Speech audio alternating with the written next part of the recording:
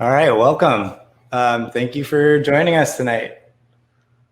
We're gonna wait just a few minutes here to make sure everybody kind of arrives, gets here on time, has a moment to settle in.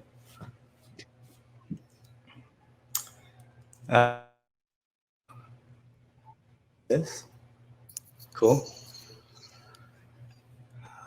Do you want to do an intro to the audio background track? Yeah, I mean, let's give a chance to everyone to arrive, maybe. Cool. All right. I guess we can just start introducing ourselves and yeah, kind of go with that. Sounds good. Cool. So welcome everyone. This is our first time doing something like this, so really kind of excited to share this experience with everyone. I'm Jerome, this is Kyle, and for the last, I would say maybe like a year and a half or 2 years, we've been collaborating together under the name 10th Floor Studio. Do you want to kind of describe a little bit what we've been doing? Sure, yeah. So we're a conceptual art and design studio. We're trying to experiment with different materials. We've spent some time experimenting with mycelium and seeing what forms and shapes we could turn that into. Mycelium, for those of you who don't know, is like mushroom root. I could get into the qualities of the material, but that seems like it's a sidetrack. Yeah, so then so we were working with some mycelium.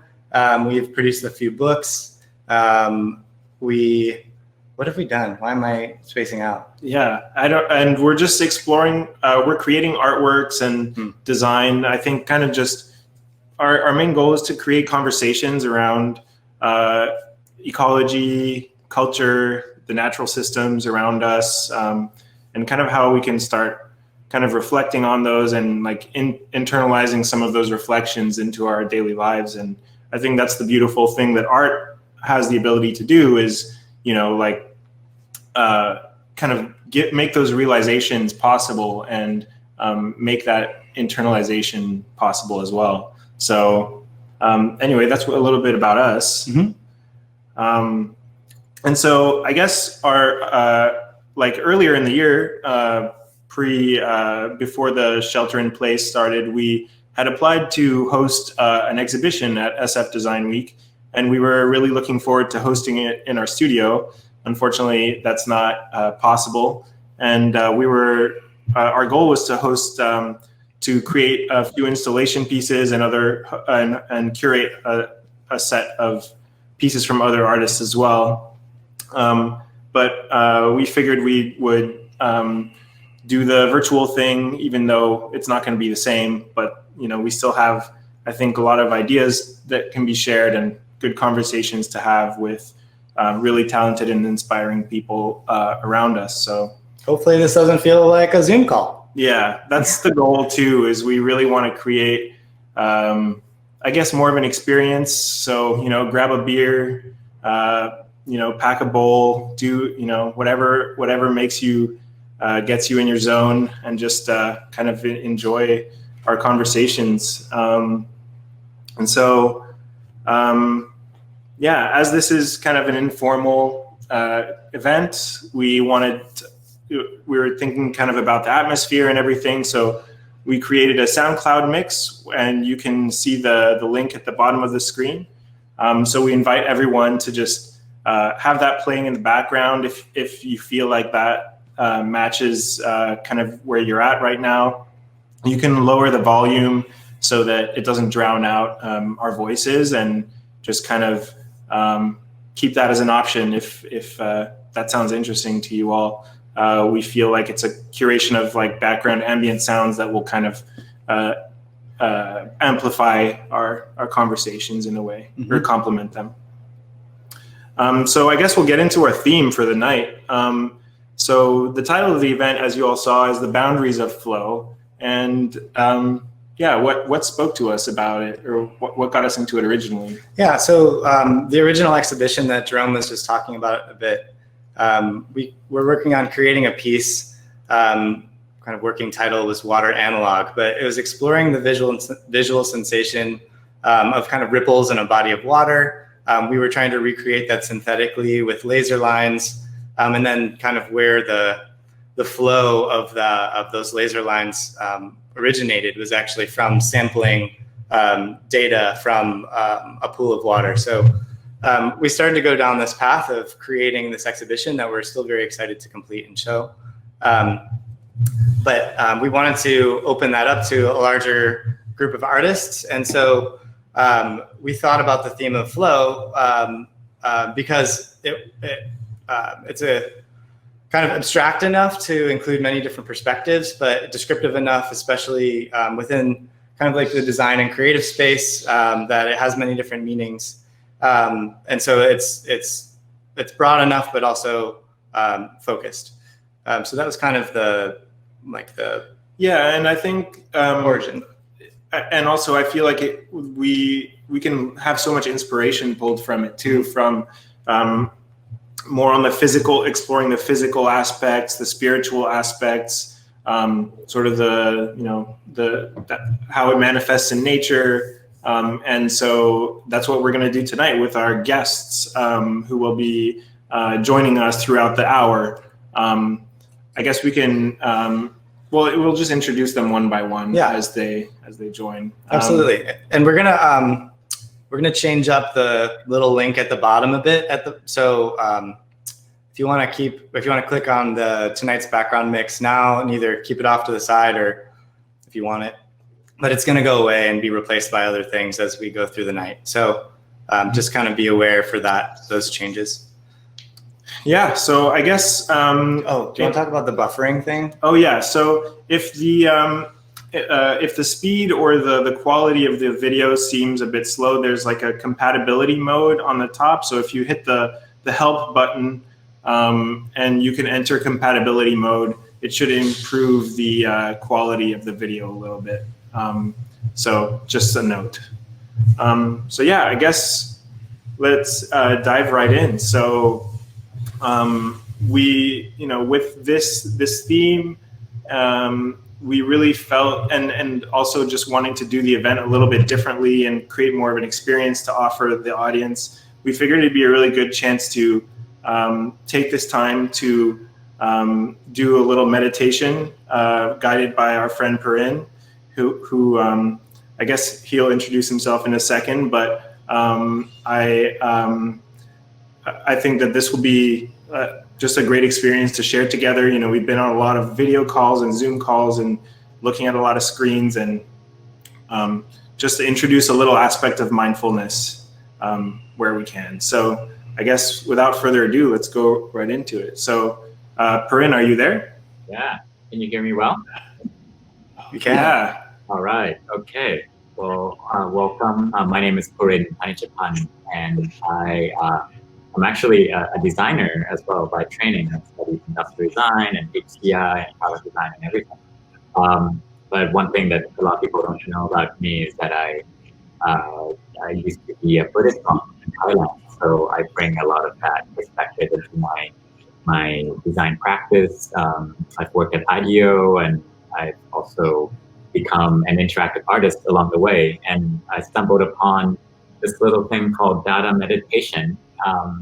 Just when coronavirus began, the whole shelter in place, and I've been practicing it. I've been sharing it through Minnesota Street Project, and Jerome has kindly asked me to sort of lead you through a quick meditation on this a little bit. So what's different about data meditation, if you may think of it as guided visualizations, and on data on one hand is, you might know about the data art movement back in the days, but it's really, for me, it's inspired by the notion that nothing is right or wrong, and you own your visualizations. I'm just only guiding you through with words, and I'll be the topic today would be about flow, about the boundaries of flow, and we'll sort of go through that together. And if there's anything around that, I think the only thing is that you just have to be in a comfortable position. Yeah, if you want to play the sound in the background as I speak through the words, that would be great. And really, the way to think about sitting, if you're sitting on a chair, then that's great. Just make sure that you're in a relaxed position. I'm in this kind of like meditation. I have a little cushion under me, and then what I would invite you to do is just kind of be present. Open your chest up a little bit. Your spine should be erect, and then listen to the music and my words, and we'll begin to close our eyes. Okay, so. And when we'll take one deep breath together. So 3, 2, 1, inhale. Hold. And then exhale. Okay. And in Dada visualization, we oftentimes think of ourselves as a 5-year-old, our inner child, and we are in this bright white construct. It's this open, imagine you go into your visualization and everything's completely white and blank. And that's where we'd like to start. Okay, let's take one deep breath together one more time. 3, 2, 1.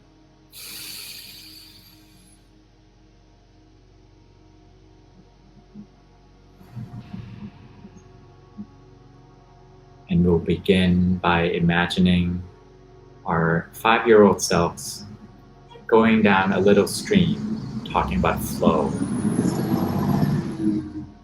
Okay. So if you're in a little stream, maybe you're on a little boat going down the stream, and keep rowing, flowing with the water, and now going into the river. And I'll let you feel that sense of flow a little bit. I'll be quiet intermittently.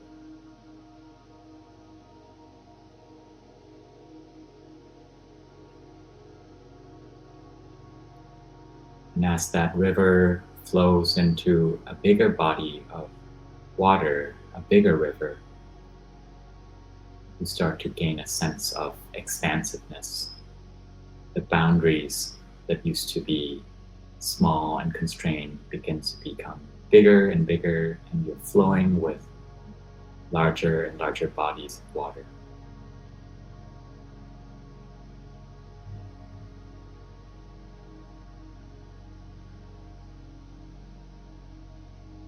Feel that river flows through you. Again, you are a 5-year-old version of yourself, perhaps on a little boat, and you've come to the end of the river, which becomes a little sea, maybe in a bay. Just feel that body of water. Feel it around you.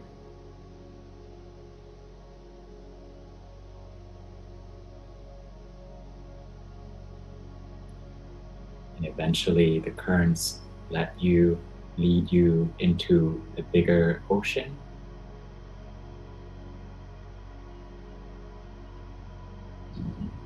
So the boundaries start to fade away. You begin to feel the expansiveness of the ocean.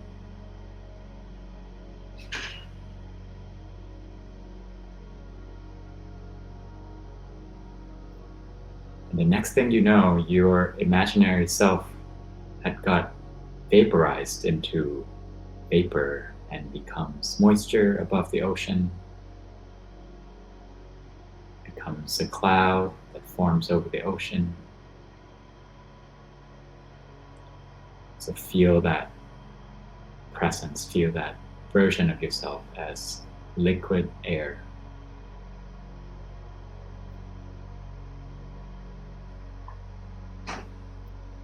Which eventually that cloud moved over back to land and then condensed back into little raindrops. Now you're flowing back into the land. Feel that raindrop.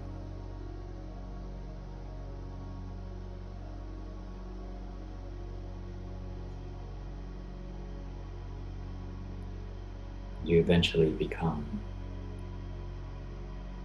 part of the little stream, part of this mountain spring. that flows into a little creek, back into the river.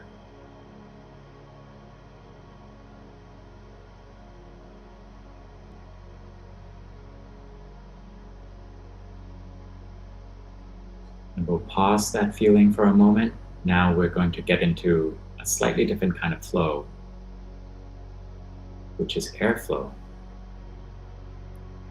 And would like you to imagine again, you as a 5-year-old, but taking in a very deep, deep breath. 3, 2, 1. The air going into your chest.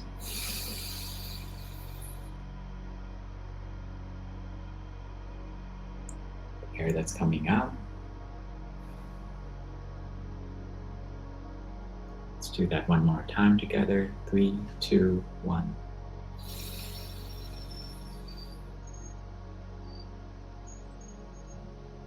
Exhale.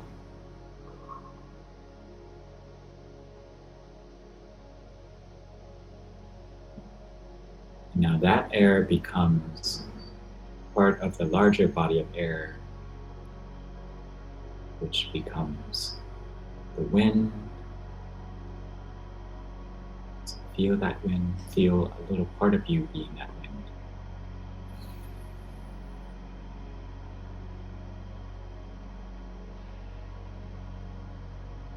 That wind becomes part of a weather system.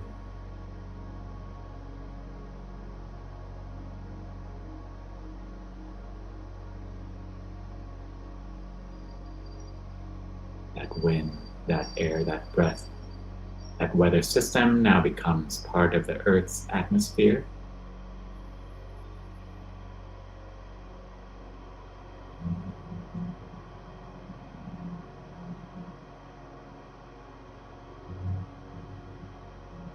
Eventually becomes something that you breathe in again.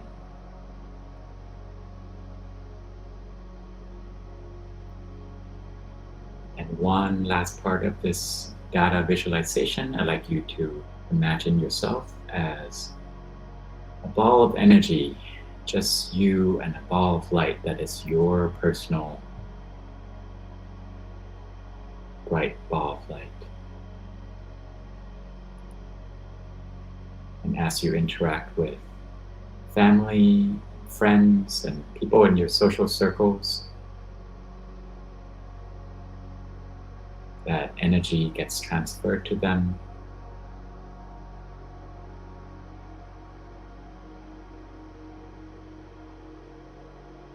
And that energy becomes part of your community, your immediate community, your region, your nation,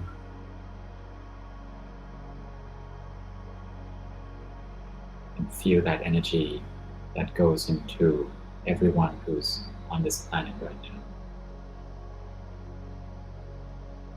Feel that flow of energy, everyone being together on this planet. Now I'd like you to trace that back, trace that energy back from the global citizens to the people within boundaries of countries and regions, cities, communities, neighborhoods, family, friends, and back to yourself. And we'll take one deep breath together. 3, 2, 1.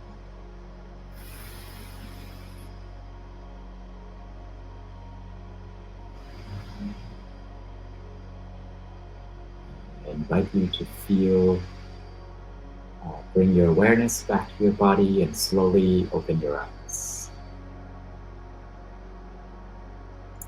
So, welcome back. So we just walked through 3 different versions of flow. One is kind of this liquid water version of the flow, and one is the air flow, which is really where we breathe in and breathe out all the time, but really think of it as part of a really large system, like weather system or the atmosphere and also the energy flow, which is our personal body of energy, but also how that gets transferred. If our energy is positive and bright, it gets transferred to the rest of the planet, flow in a sort of infectious, viral sort of way. So yeah, the wrapping that up, the thoughts that I always kind of when I think of flow is, my mom always says to go with the flow, to kind of take the path of least resistance, and to sort of be detached from the outcome, and really just kind of let your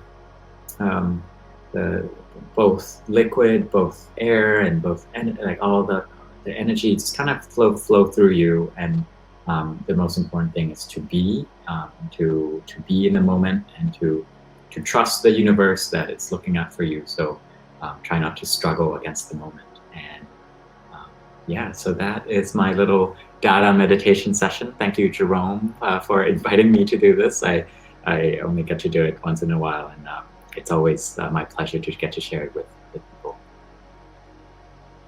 Thank you.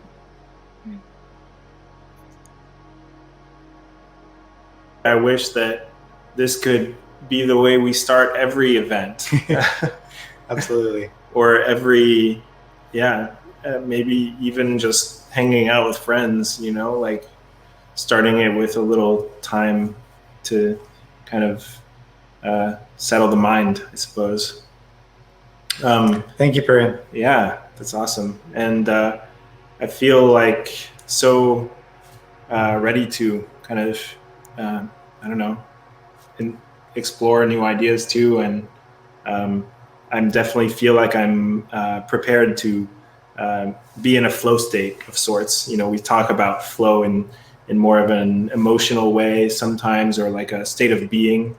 I saw someone in the chat mention Mihaly Csikszentmihalyi, the one of the source of this feeling, I guess.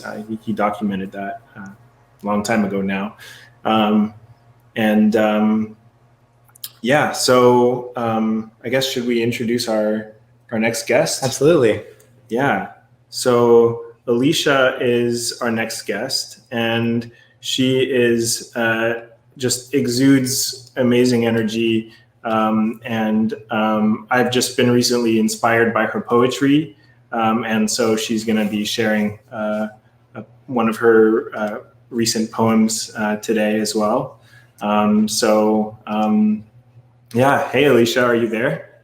I'm here. Oh, cool. Thanks. Can y'all see me and hear me okay? Yeah. We're going to get... we're queuing up our visual experience. Cue it up. All right. Which you will be familiar with. Yes, this looks very familiar. It looks like it's my kitchen, maybe, perhaps. Yeah, so I guess just to give context to the viewers, to the audience here too, we wanted to, as one of the ways of breaking away from just talking heads on a screen, we kind of wanted to take examples of flow from the lives of our guests, and have that be the visual experience and not just us talking. So I guess, Alysha, this is you making tea at home. And I guess do you want to tell us a little bit about how you find flow in that? Yeah, so I actually just love rituals, and for me, making tea in the morning is one of those rituals where I'm fully present, and I think of flow as a moment of just freedom, right? And it can be in really small ways and in really big ways, and tea is just a ritual that I've grown to really love and find peace in and some freedom in it. So, yeah. Definitely. I can relate. I'm kind of the same way with the tea. And so, I guess, how have you been orienting to flow lately? I think you mentioned you were, that this theme did inspire you in some ways. Do you want to go into a few details on that? Yeah, I think even as we were meditating, actually, and ending on this collective breath and the power of healing through breath, honestly, one of the things that I kept thinking of was George Floyd and not being able to breathe, and our connection to breath as a connection to source, as a connection to spirit, as a connection to our power, as a connection to our creation. And, you know, for me, something that's coming up that I just want to acknowledge is that for many Black people in this country, that ability and that privilege to flow is a lot more challenging to access sometimes. And even as I think about myself as an artist and as a creative, and being able to find that flow in those moments, it's like an added layer of complexity, because I think I can speak for a lot of Black people in the US, at least, that it's just exhausting and can be really tiring. So that is something that I've been feeling, and actually really intentionally been just conscious of the privilege of flow and being able to do that, and also wanting to access that more intentionally for myself as a place of healing, and creating that space for other Black people specifically, but for everyone, because I think, yeah, our collective breathing is actually how we heal together and connect to higher energy. So yeah, I really like this idea of, like, how can we help each other be in a state of flow, and how can we help each other flow? In a way, it's like it feels like a more beautiful and even like a more actionable way of, for at least for me as an artist, to think about, you know, how can we take our energy and share that to other people in a way that can be beneficial. Yeah.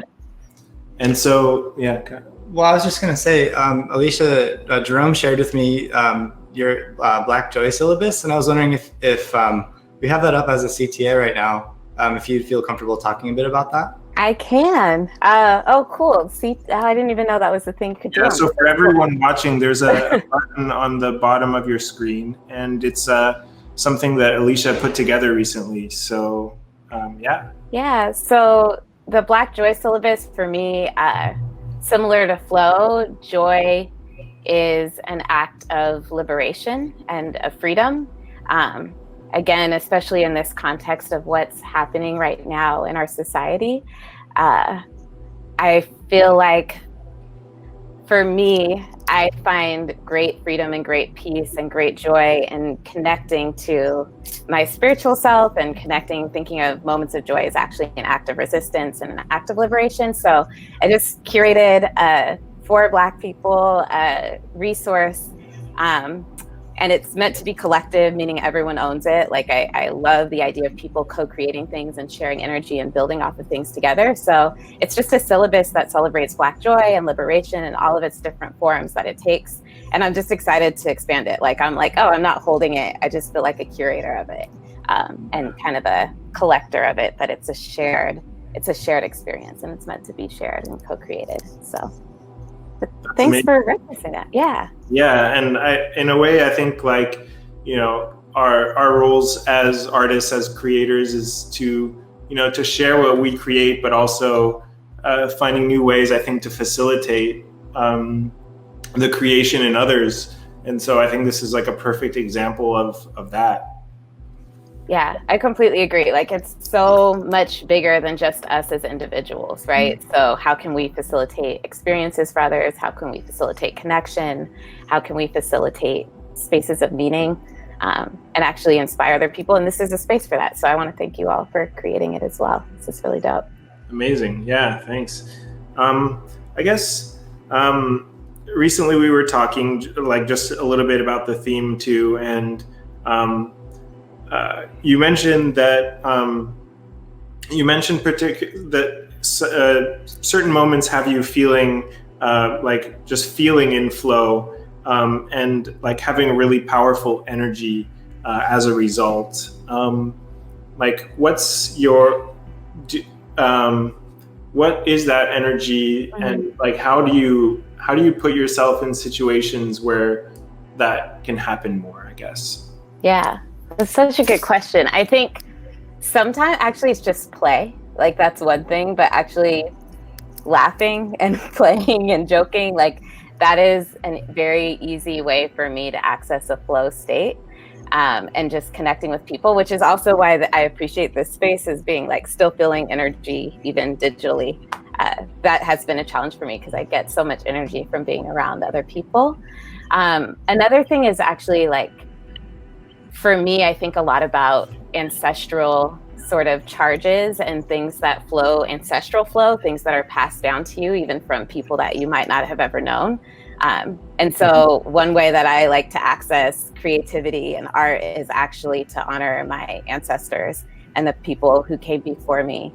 And I think it's really powerful to just have some sort of homage to your ancestors in your home and to really look to them when you're feeling stuck, actually.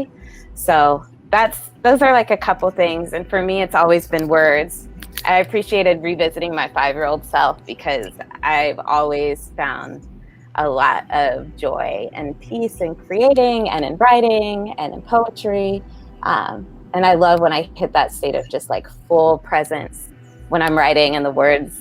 It's like there's flow that just finds you, you know, like there's flow that's an accident. And I love those moments that are very organic and sort of surprising. You're like, oh shit. Okay. Like free, you know, like freestyling, right? Like it's like a cipher, like, all right, we're doing this. So Nice. Is there, I know we've got, let's see here, it's about 7:32. Do you have a poem that you could potentially share with us today? I do have a poem to share with y'all today. Sweet. Cool. And I appreciate this 5-year-old self meditation because so I used to do a lot of spoken word at one point in time in another life. And it's been a minute since I've shared my words out loud. So in the spirit of flow, I actually wrote this pretty impromptu before joining, just to see what would flow through me. So Cool. All right, cool. So this is a piece called Divine Flow. Flow is supreme truth. Flow is intuition. Flow is raw sugar running smooth like honey. Flow is manifestation. Flow is freedom. Flow is presence. Flow is divine. Flow is activism. Flow is justice. Flow is speaking truth to power. And sometimes flow is an accident that finds us. And when it does, flow is sitting with it, letting it stick, letting it sit. Eternal expansiveness. Flow and flow is play, flow is feeling it, flow is good as sex. It's a rhythm. Flow is dance, flow is grace. It's watching the pieces shatter and then picking each one up with love and putting it back together, trusting that every piece will land exactly where it's meant to be. A mosaic, a masterpiece. Flow is art, flow is ritual. Flow is an invisible pulse, a heartbeat. Flow is that feeling when you lose track of time and remember that you are divine. Flow is a moment. Flow is a breath. Flow is me, flow is you, flow is she, flow is us, flow is me, flow is she, flow is you, flow is us. Flow is me, flow is you, flow is she, flow is us. Flow is energy. Yes. So dope. Oh man. Thank you. Thank you so much for sharing with us. Thank you guys. That was awesome. So yeah, I guess thanks, Alysha. It's been great chatting. Now we'll it's time to bring up on stage our friend Gray. Oh, there you are. There's Greg. Hey. What's up? So yeah, we the first time I met you was impromptu on the beach, and you had you were immediately open and generous, and you just exuded flow through your movement. And so What was I doing? well, actually, the first time it was at a body surfing meetup, and you were talking to us about like the craftsmanship of some hand planes you were working on. But then the next times you were doing like your flow routines that now we can kind of see on the screen. And so I guess, do you want to just like talk a little bit about that and what sort of got you into that? Sure. So I created these tools. So if let's back up to talk about flow. Okay. Cool. Yeah. Perfect. Only because like I've never really it's kind of a thing, you know, like people talk about flow and I'm like, what is flow? Like I've never understood what flow is. Like I've never been in a flow. Like I don't know what they're talking about. You know? But at the same time, as I've listened to different people talk about it and Purin and Alysha, thank you so much. To me, just like you're always in flow, you know, like energy, whether like it can be a bad emotional state and you're still in flow, like you're just flowing a really like a heartbreak or, you know, a joy, you know, you can flow creativity, you can flow anger, you know, you can flow racism, you know, you can flow a lot of terrible things and a lot of beautiful things, you know, and I just feel like flow is, if it's alive, it's flowing until it's not alive anymore, you know, that's just, things just flow until they cease, kind of a thing. Yeah, I love just thinking about things that way too, and it kind of brings up the interconnectedness of everything, and actually how, you know, we're all flowing together and with amongst other things as well. The natural systems around us, we're flowing through them and with them. So what I'm doing with these tools, I make these tools, and what I've come to realize is that, you know, like we think of our bodies, like our skin and our muscles and bones and things like that, and then we think of emotions, but as sort of something different. But I've come to believe, just through a lot of, I can't go into all that, but you know, so much, but I really believe that there is no difference between the physical and the emotional. Like the emotions are a part of the physical landscape. You can't separate the two. Like, remember when we were talking about the lichen? Yeah. The other day? So this is kind of like that, you know, and I'm starting to map emotions in the body. Like I think that through the trunk, your core, your abs, and your psoas, and your lower, you know, these they're support muscles, and they tie in with, you know, do you feel confident, able to support yourself, you know, emotionally, physically, financially, you know, whatever, you know, and there are different.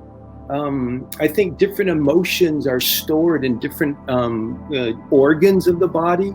I was thinking about this earlier. Like I think that there must be some very interesting emotions stored in the cells of our bones. You know, like it's probably something like our breathing and heartbeat. We don't think about it. It's so common with us. It's such a common human emotion. But it's foundational to who we are, you know. Yeah. Does that make sense? Yeah, for sure. So as I'm moving through these, you know, as I'm doing these movements and stuff, I am opening emotional and physical pathways, you know, because they are one and the same, and there's just all sorts of release that's happening, and movement, you know, and strengthening. You know, I'm getting, as I start to open up these pathways, you know, they're very weak at first, you know, and it's scary going into them, and they're painful sometimes, and but slowly, through persistence and the ability to endure pain, you know, because here's the thing: wherever there's a pain, wherever you have pain, you have a break in flow. Okay. Yeah. Wherever there's a dysfunction, there's a break in flow, whether it's, you know, like an emotional flow or a psychological mental flow, a cultural flow, you know, a political flow, an economic flow, whatever. If there's a dysfunction or a break or a pain in it, you know, that's what's happening. It's a break in the flow of things. So do you experience those breaks as you're doing these movements? So what I'm finding is the body has movement pathways, not just physical.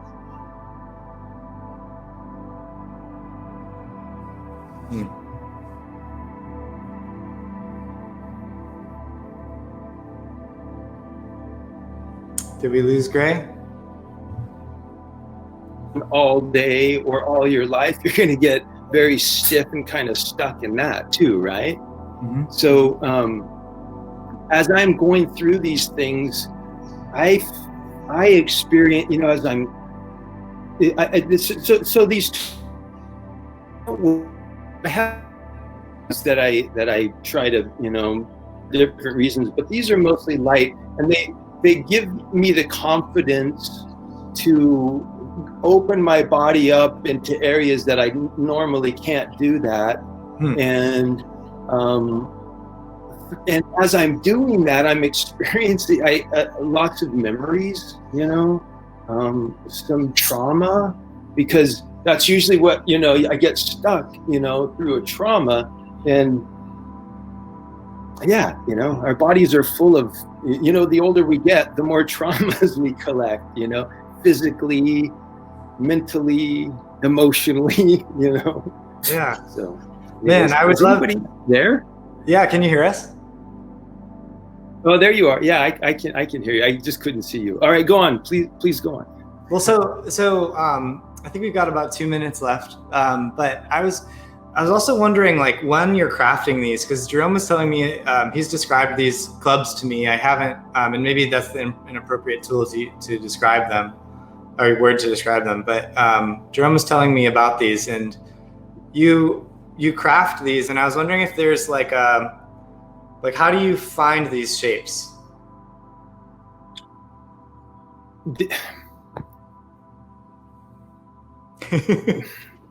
I don't know, man. It's art, you know. They find me. You know?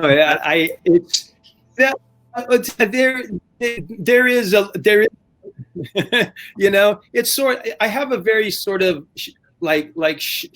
shamanic approach to you know, working with the wood and trying to, you know, like I have a specific, like maybe I want to make a heavy spear or a light spear, or, you know, a long bow staff, or a big heavy mace, you know, or I've got these caveman clubs, you know, it just depends. But yeah, they just, you know, I sort of symbiotically try to unite to my material, you know, that I'm working with, and just sort of let that thing kind of reveal itself as much, you know, because we have these ideas that we, you know, we expect up here, and there's so much less interesting than if you just get out of your head, you know. Right. Listen to the world around you, you know, like listen to your material, you know, like, you know. I love that. I think that goes back to a little bit of what we were talking about the other day on the call, which obviously everybody here doesn't have access to, but about kind of removing the kind of the subject object perspective of like you as the objective observer and your wood or your material as this thing that exists out in space, separate from the work that you're about to do on it or with it. I would love. I'm actually really stoked to see some of these in person. I know Jerome's had some sessions with you on the beach, kind of doing this performative movement. I'm excited. I'm gonna try to get the Body Surf meetup started again and incorporate this into it and bring down like some bamboo bow staffs for people to play with and stuff, just to goof around and move, just flow. Yeah, that's awesome. Yeah, I'd love to participate. Yeah, that'd be rad. I think Gray. I think like we had outlined so many other ideas to philosophize or talk about, but unfortunately, I think we're running out of time. But thanks so much already for sharing this conversation with us. Hello. And thanks for having me. I was honored. We'll definitely share more in the future as well. Right on. Cheers. Yeah, thank you, man. Thank you. So next we have our friend Ritwik, who is also just an all-around artist, musician, writer. I don't know, you could go on around all of the things that Ritwik excels at. But I guess we wanted to just what's on your mind lately, and I guess specifically to the flow, and I guess how's it going? Yo, it's going well, man. Thanks for having me. Today I've been thinking a lot about a case that I want to make against flow. Okay. And I'm gonna take you through this case right now. So when I was thinking about what I was gonna say today, I remembered an incident from my childhood when I was in kindergarten, and we were being taught the alphabet. And I went to an education system in India that was left over from the colonial era. So it was established by the British to crank out bureaucrats, to crank out people who follow orders. And within that framework, we were essentially instructed to leave all of our creativity aside and become machines. And the teacher was teaching us alphabet, and how we were supposed to learn that was through pure drills. Like, we just write the letters one after the other in pure repetitive fashion without really thinking about what we are doing and why we are doing what we are doing. And as I was writing the alphabet, I think I made it all the way up to H, and then I zoned the fuck out hardcore. And my pen started traveling all over the page, forming weird patterns, swirls, lines, stars, all sorts of shit. And the teacher came over and she looked at it and she was absolutely horrified. And then they called my parents, and then I took a trip to the principal's office and I got reprimanded and disciplined and all of that. But that got me thinking about this idea that we often have of flow being focus, flow being something where you separate yourself from the world. You set the entire world aside and you focus on this one task that you're supposed to do. And the model of flow that we have that we've adopted is something like this: is you come up with an idea, and then you eliminate all distractions. You tune out the world. You just completely block everything out. And then you fall into this feedback loop of expressing the idea and refining it, and then expressing it and refining it until it reaches a point where you feel that this is amazing, and then you put it out. And the fact is that when we are not in flow, our circle of attention is pretty wide. We are going this way and that. We are really taking in the entire world. But when we do get into flow, we are in a state of pure awareness, but pure awareness also brings about myopia. It's like your vision reduces down to this one singular point, and the rest of the world becomes a complete blur. And your peripheral awareness draws close, and the entire world becomes a bit of a dream almost, while you're focused on this task intensely. And even though the state can be good in cases where you have to get something done quickly, I do want to bring attention to the cost of flow.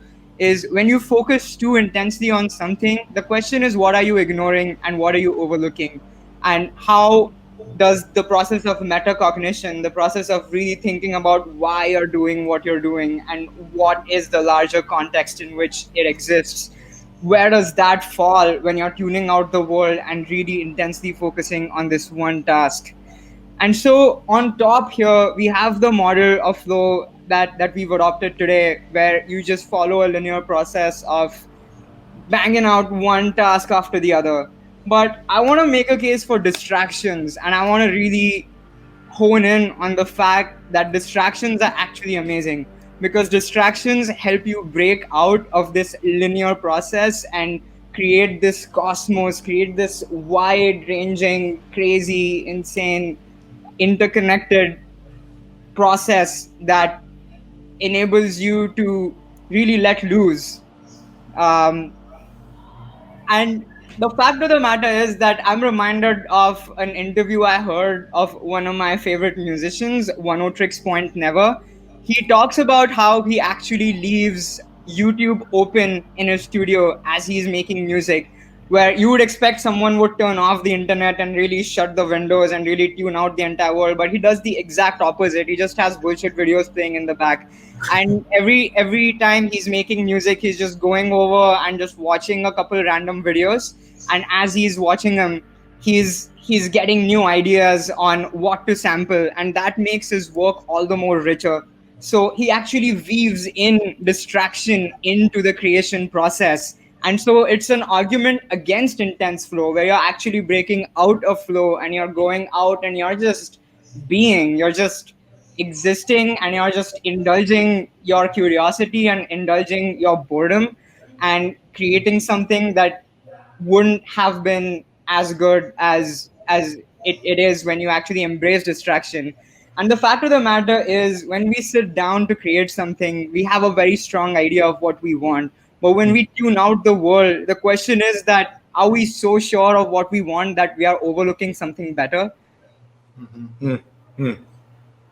So I would like to propose a new model of flow in which we come up with an idea, we express the idea, and then we just get away from it and we just fuck around for a little while. Like, do whatever, just chill, take notes, just don't stress too much about what you're making. It doesn't really matter in the larger scheme of things. You're gonna die one day.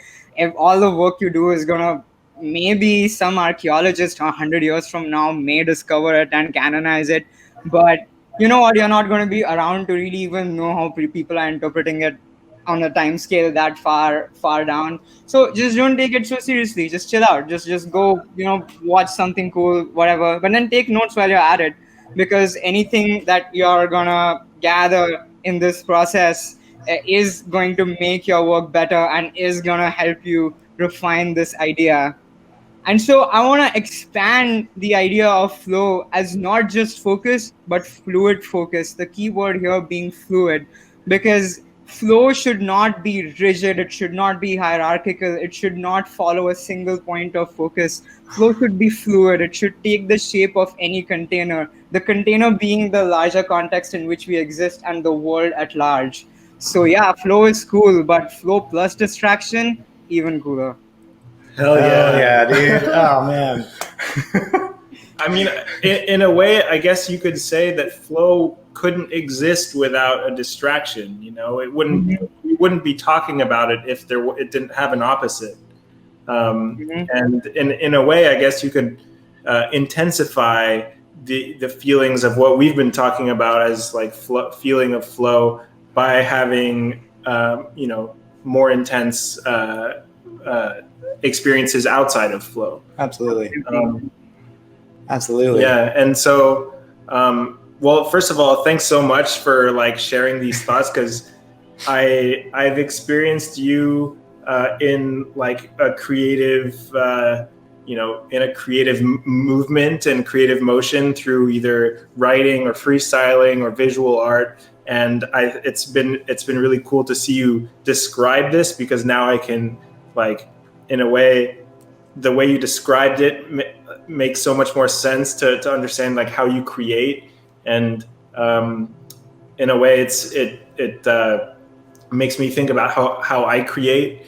And I think for all of us, I could probably speak for a lot of people, saying that it's easy to get frustrated with yourself when things aren't going the way you thought, and you let that distraction become something that is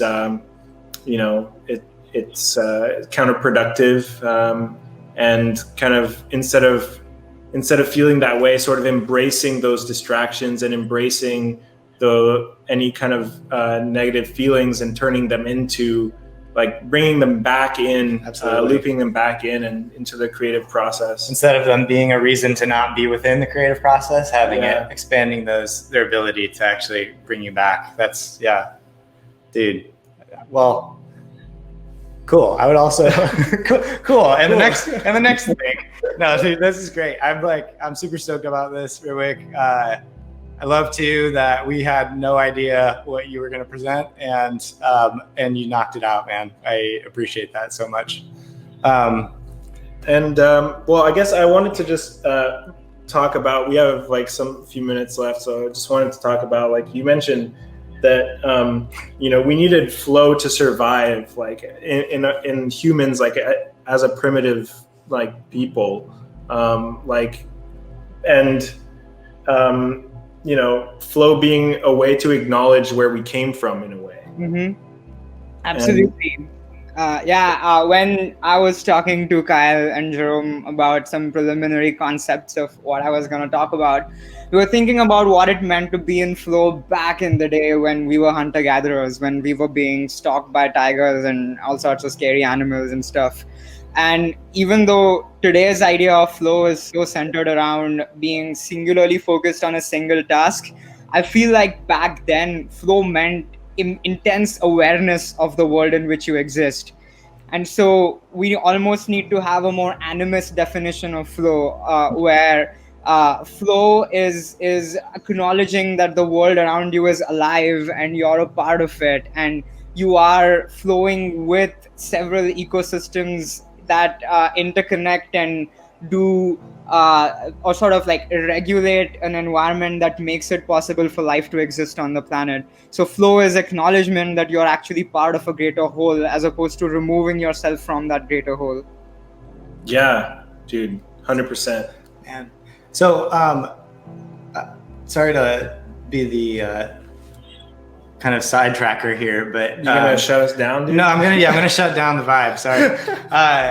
No, if you want more of some of Ritwik's words and ideas, this is going to be the movement part where we move to talking of Earth a little bit. Oh, but Ritwik, did you have a poem that you wanted to share? Oh. How much time do we have? I could actually drop the Off Earth poem as a sneak promo for the book.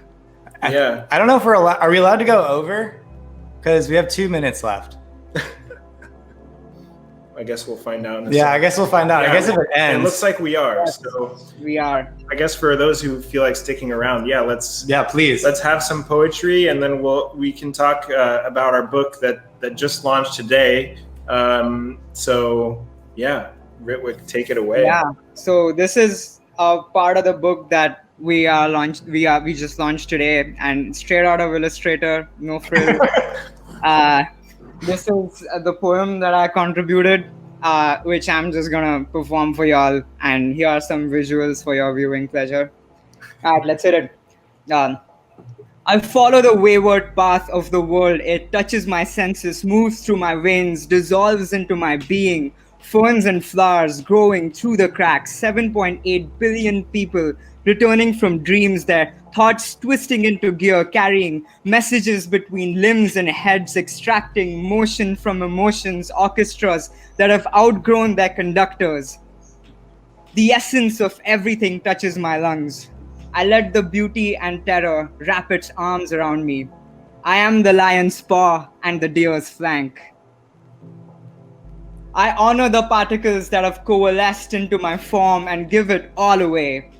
I sense the end of time looping back to the Big Bang. I am the ground which dries the blood of my ancestors. I am the wave that swallows the venom. I am the thunderclap rumbling over the final battle. I am the silence that rings hollow after the flame has done its trick.